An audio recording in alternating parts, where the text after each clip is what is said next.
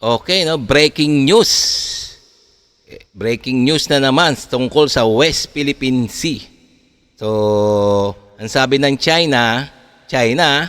ang sabi ng China, ang China pinamukha sa Pilipinas na ilan sa mga opisyalis ng gobyerno nito ay hawak nila sa liig. Matindi ah. Ano ba ibig sabihin ng hawak sa liig? Alam nyo na yon mga guys. Kaya pala. So, ito ang bibigyan natin ng reaction video Reaction video, komentaryo, suggestion, at mga criticism, kung ano-ano pa yung mga nasa loobin nyo, ay pwede kayong mag-comment dyan. Okay? So, itong bibigyan natin reaction video. So, please kung bago ka pa lang sa aking channel, please like and subscribe na lang muna sa ating YouTube channel bago tayo mag-umpisa. And also, please paki-subscribe din kay Summit Philippines News. Okay? Itong video na to na bibigyan natin reaction ay galing sa kanya. Okay? So, bibigyan lang natin ng reaction video, komentaryo. Okay? So, umpisa na natin. Kung totoo nga talaga na hawak sa liig ng China ay mga ilang opisyalis ng Pilipinas. Kinumpirma ng pamunuan ng Philippine Coast Guard na matagumpay itong nakapagpadala ng mga sasakyang pandagat sa pisilidad ng Sabina o mas kilala sa mga Pilipino na Escuda Shoal. Ito'y sa kabila ng mayroon mga nagdadamihan at nagkukumpulan ng mga barko ng China sa lugar. Ito'y matapos umalis ang nag-iisang sasakyang pandagat ng PCG na BRP Teresa Magbanwa sa naturang bahura noong nakarang linggo. Ipinagmamalaki ng bagong talaga ng Philippine Coast Guard na si Rear Admiral Ronnie Hill Gaban at tagapagsalita nito na si Rear Admiral Armand Balillo na walang nangyayaring paninita sa mga ipinadala nilang mga barko at maging radio challenge ay tikom ang bibig ng China tungkol dito. Yes. Dagdag pa ng dalawang matataas na opisyal ng Philippine Coast Guard na itong pagpapakita ng kanilang ahensya na hindi sila nagpapabaya upang maprotektahan ang katubigan ng Pilipinas. Ito'y laban sa mga mananakop na bansang China. Ito'y batay na rin sa sinusunod natin na saligang batas na may kaugnayan sa karagatan. Okay, no? So nagpadala nga ating Philippine Coast Guard ng ating barko diyan sa Sabina Shoal o sa Escuda Shoal.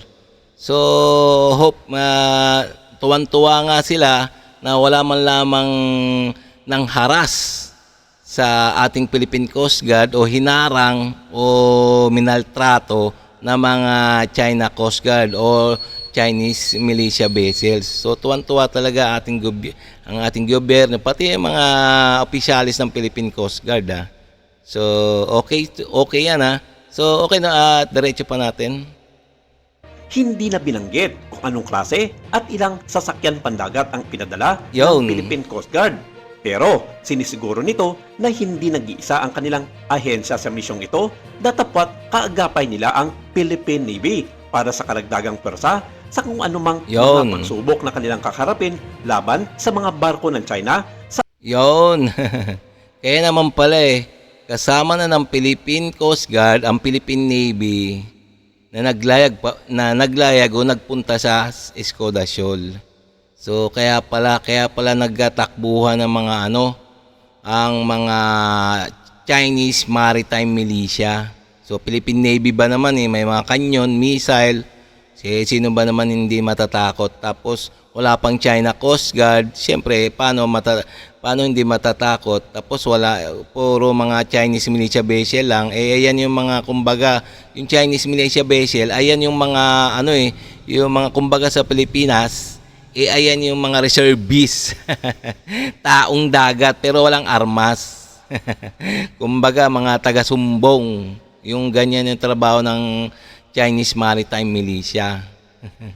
Kaya ayun, siyempre takot lang kasi may Coast Guard na at may Philippine Navy pa. Kaya siguro siguro natakot yung mga Chinese Maritime. Okay, diretso pa natin.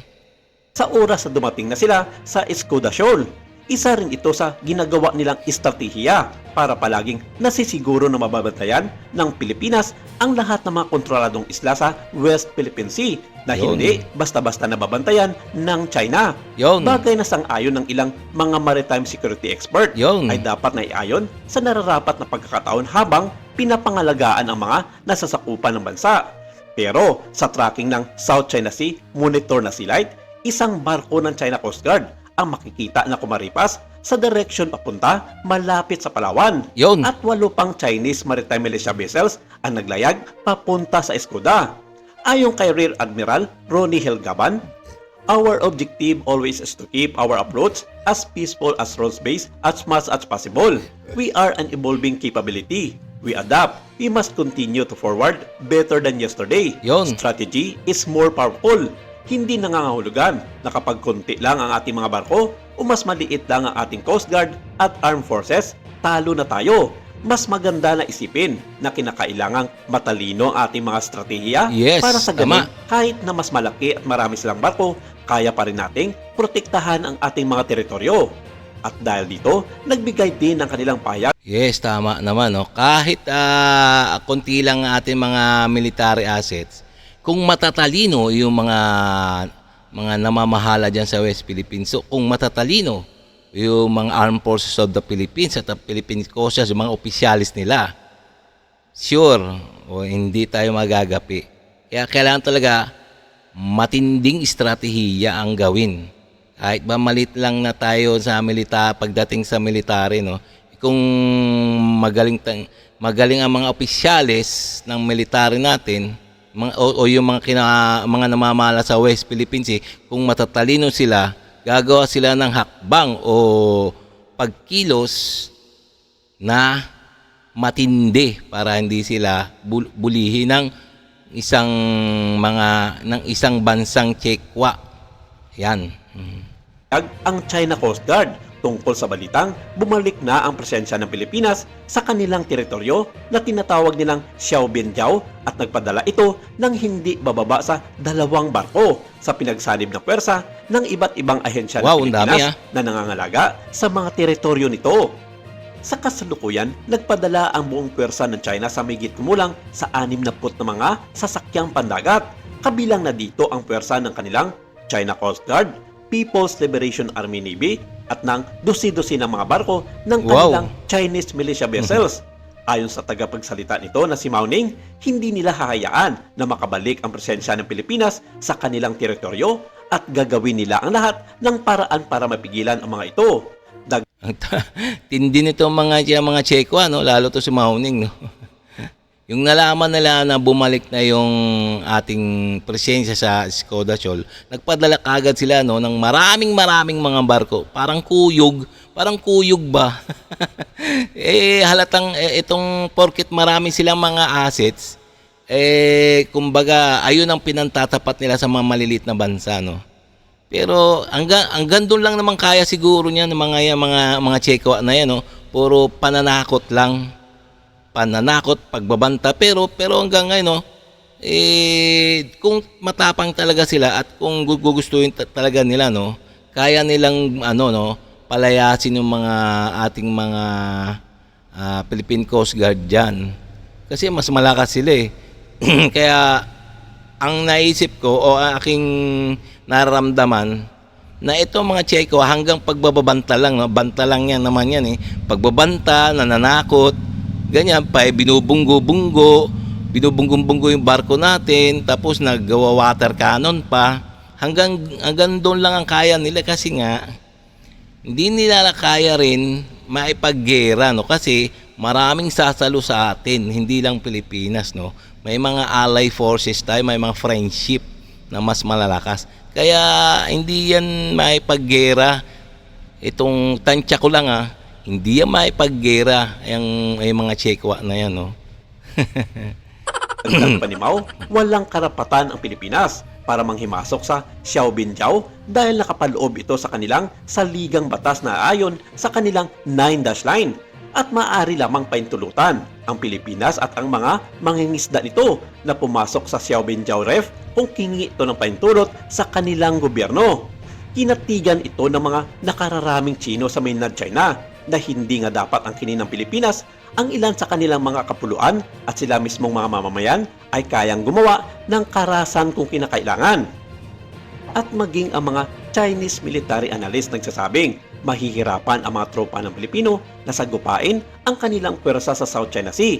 Bukod kasi sa Ayan, tingnan nyo na, ang balita sa China, ayan ang Chinese military, sa mismong dyaryo, balita sa China, the Philippines cannot do anything against China forces in Xinbing Jiao from all angles. Yan ibig sabihin yan, walang magagawa ang Pilipinas laban sa China forces doon sa Binasol. Talagang magagawa. Ayun ang sabi ng ayun ang balita sa China, ayan dyaryo yan. Isa ang China sa pinakamalaki at kinatatakutang military power sa mundo. Ilan raw sa mga opisyal ng gobyerno ng Pilipinas ay hawak sa liig ng kanilang gobyerno. Kaya lahat ng mga pabor sa South China Sea ay panig sa kanila dahil namamanipula nila ang mga tauhan sa gobyerno ng Pilipinas sa pamamaraan ng pagbibigay sa mga ito ng mga malalaking halaga. Kaya naman pala, nagiging marupok ang mga namumuno sa sandatahan lakas ng Pilipinas dahil sa mga ganitong taktika na ginagawa ng mga Tsino. At kung totoo man ang balita tungkol sa issue sa pagitan teka ayun ang balita sa China, namamanipula nila ang mga opisyalis ng gobyerno, lalong-lalong sa Philippine Coast Guard at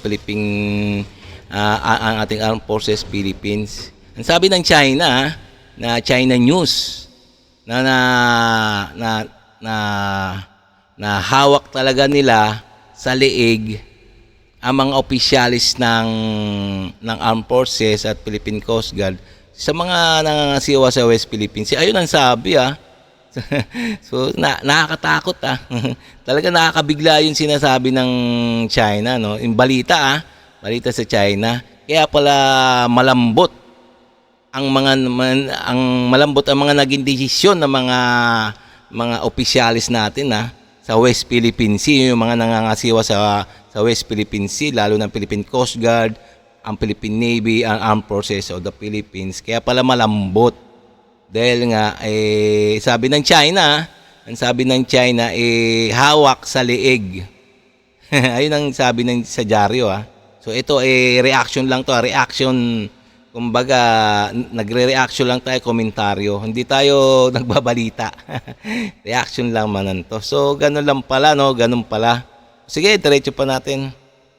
Ng gobyerno ng China at Pilipinas, naway maisip ng ating mga kababayan at opisyalis ng gobyerno na lahat ng ginagawa ng China ay may kapalit para sa ikahirap ng ating mga susunod na henerasyon. Maraming salamat. Ito lang muna ang ating update for today. Ayun naman pala. Minamanipula daw ng mga Tseko, ng mga Chinese, mga Chino, ating mga opisyales, kaya pala malambot ang kanilang mga desisyon tungkol sa West Philippine Sea. Okay, sana nga hindi totoo Sana hindi totoo yan mga sinasabi ng mga China sa kanilang bansa. Yung balita yun balita sa kanilang bansa na raw ng mga ilan sa mga opisyales ng gobyerno rito kaya hawak nila sa leg. Sana hindi totoo. So okay hanggang dito na lang tayo mga guys. Kung nagustuhan nyo yung mga ganitong mga reaction video, please kung bago pa lang sa aking channel please like and subscribe na lang muna sa ating YouTube channel bago tayo magsara.